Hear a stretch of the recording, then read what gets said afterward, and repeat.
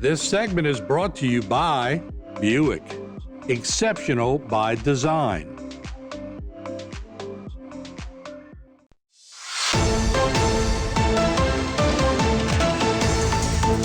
Hey everybody, welcome back to Bayou Time. Harry McCullough here. For those of us who follow high school sports, it's been kind of tough to follow in recent years. You got the select, non-select, public, private, all those kind of things. Plus you have whether people can transfer or move around, name, image, and likeness. All of those things are now going into following high school sports.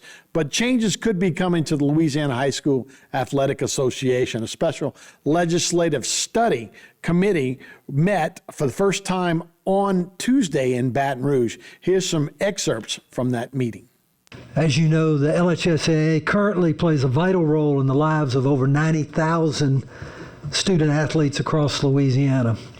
Its rules shape who can play, how they compete, how the schools are held accountable, and that's why it's essential that we take a clear-eyed look at how the organization functions with our public and private schools and student athletes. Each of us, I think I speak freely, you'll be able to express that, each of us have gotten calls, emails, visits from many parents, principals, coaches, and even athletes who have expressed concerns, issues, and called upon us for guidance, which we, as you know, have very little input. But they have concerns about the fairness, openness, and manner in which their issues have been handled or not handled, or in some cases, they feel completely ignored. Although the LHSAA is a private business, it is dependent upon our children, our taxpayer-funded resources, and the lack of openness or connection between the two is an issue that some of us have felt and believe needs to be addressed. Yes, sir. My name is Eddie Bonine. I'm the Executive Director of the Louisiana High School Athletic Association, known as the LHSAA. This is the completion of my 10th year, beginning my 11th year as your Executive Director. First, I just want to state I want to thank you. We will do anything we can to continue to participate, cooperate, and whatever is necessary in this task force. I agree with the statements that, in part, with what Representative Johnson put forward in regards to the task at hand with us. We have nothing to hide. We'll work any way we can with you. Any questions you need asked of us, we'll do so. Tell me again, what is the rationale behind the current, and what is the status of the current select, non-select playoff structure relative to our high schools? When I was hired in 2015, one of the interview questions is regard to the select, non-select, and we're one of only 3 or 4 states in the nation that have such a model. Some states actually have their own private school associations operating within the guise of the state association as well. There's a lot of angst to this day regarding select and non-select, and I found out real early on in my career here that there was no flavor to change that, although that was some of the questions that I had during my interview process and what I could potentially do to help mend those fences, and it didn't work. So at that point, I've waited for membership to come back with something that they may or may not want for select, non-select. So as we continue to move forward, now, like I mentioned earlier, in my 10th year, I have done what I can with staff and others to ensure that the present model we have is positive, and we're able to recognize those particular schools, regardless of whether they are deemed select or non-select. And we've just added more trophies. The fact that the select, non-select does harm those parishes, in some eyes, harms these parishes, that they're, in the eyes of some, are penalized because they offer open enrollment.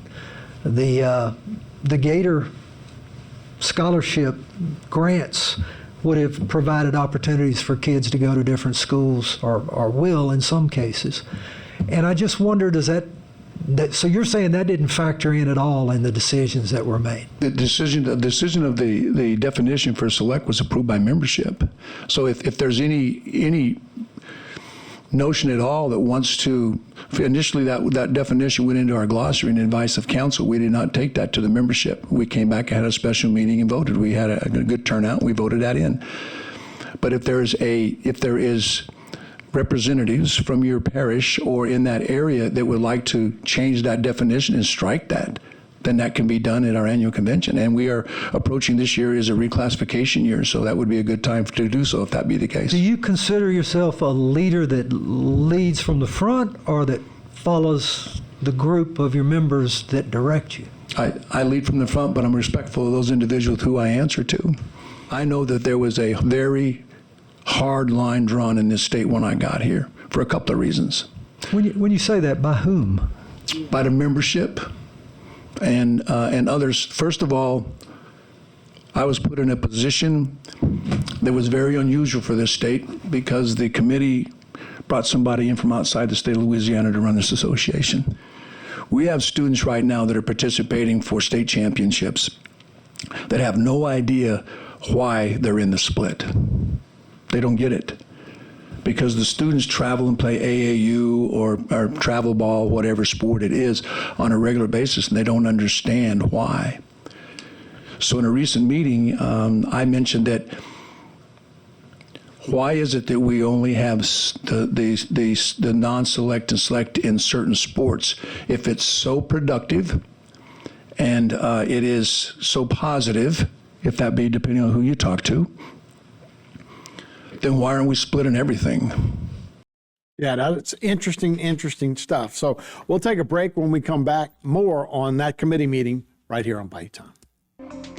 This segment was brought to you by Buick, exceptional by design.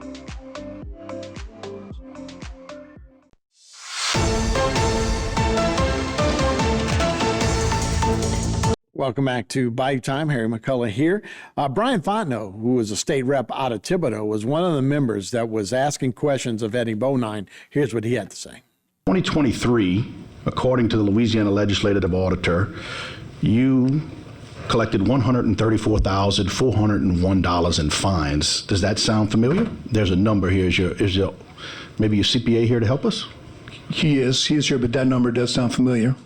Now, so part of this committee is to understand what percentage of public records, public money. So of that 134,401, would you say that nearly all of those funds were derived at some point from a public entity, school board, public account funds?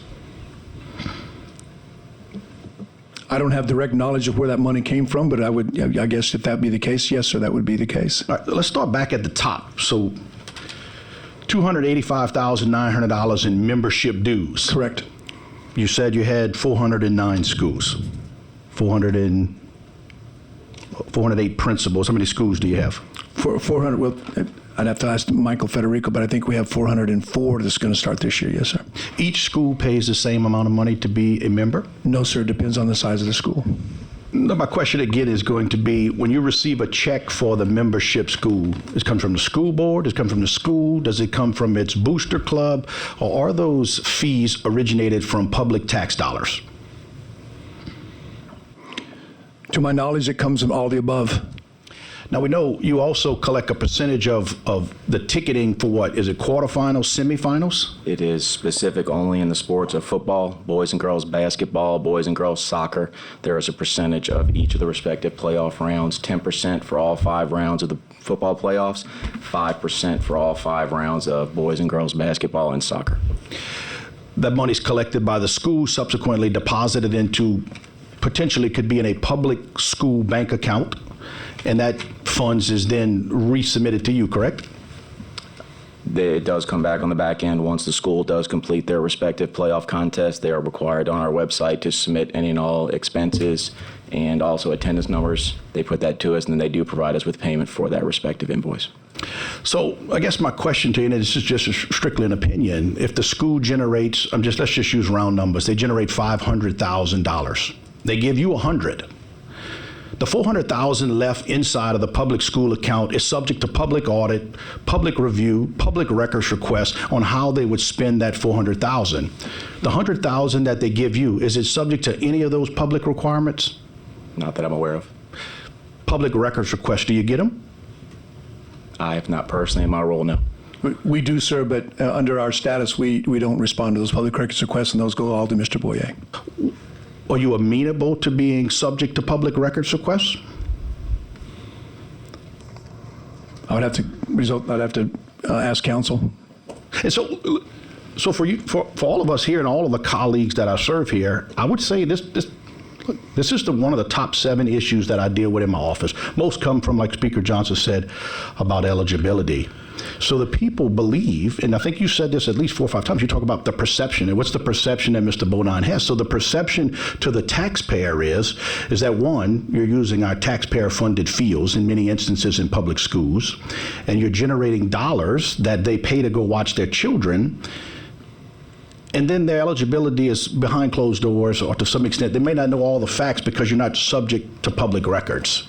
So as this body progresses and we understand how you function, the big question is, should you be? And would you be objective to public records requests? Now, we understand that some things are sensitive and in children, and those rights are protected by the child. But as it pertains to your finances, you put it here, would you be amenable to public records? Well, I think the final answer would have to go back to the governing body, which is the principals. But as for at least the last 4 years or so, we've given the audit to the legislative auditor.